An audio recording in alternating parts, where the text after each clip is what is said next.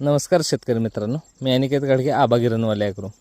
आपलं म्हणणं असतं की जर ऊस आडसाली ऊस तुटल्यानंतर किंवा सुरूचा ऊस, खोडवा ऊस तुटल्यानंतर पाचट कुट्टी करायची का आहे अशी रोटर मारून पाचट गाडून टाकायची. म्हणजे प्रत्येक शेतकऱ्यानं पाचट कुट्टी म्हणजे पाचट ही रानामध्ये ठेवली पाहिजे, ज्याच्यामुळे आपल्या जमिनीचा सेंद्रिय कर्ब चांगला वाढतो.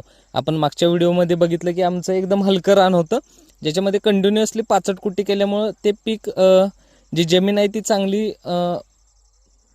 जमिनीचा पोत सुधारला, जमिनीचा जे हे राहतं सेंद्रिय कर्ब चांगल्या पद्धतीनं वाढला. जे की शेणखत आपल्याला टाकता येत नाही क्षेत्र जास्त असल्यामुळे, तरीही जमिनीचा सेंद्रिय कर्ब चांगल्या प्रकारे वाढलेला होता. हे क्षेत्र साधारणपणे हे सुद्धा आपलं घरचं क्षेत्र आहे. 60 ते 65 गुंठ क्षेत्र भरतं.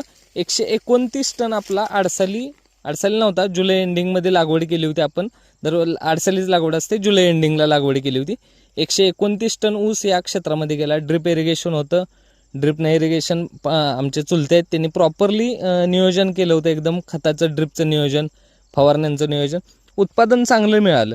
पण आता उत्पादन निघाल्यानंतर आता शेतकऱ्यांनी काय केलं पाहिजे की हे रानामध्ये पाचट कुटी करायची का डायरेक्टली, आता घरचा ट्रॅक्टर आहे आपला, तर घरच्याच ट्रॅक्टरनं त्यांचं म्हणणं आलं की घरच्या ट्रॅक्टरनं आपण रोटर मारूया, म्हणजे जेणेकरून ते पाचट कुटी होऊन जाईल. पण शेतकऱ्यांनी असं न करता, पाचट कुटीसाठी तुम्ही थोडेसे पैसे आत्ता जातील तुमचे.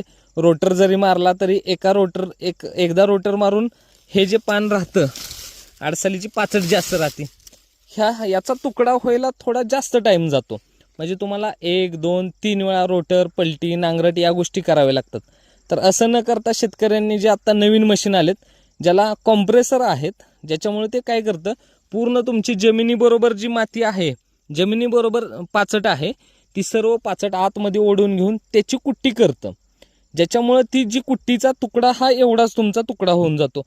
आता जो तुमचा 4 ते 5 फुटाचं पान आहे पाचटीचं, ते एवढे छोटे छोटे तुकडे होऊन जातात, ज्याच्यामुळे ती पाचट कुजायला चांगली मदत होते.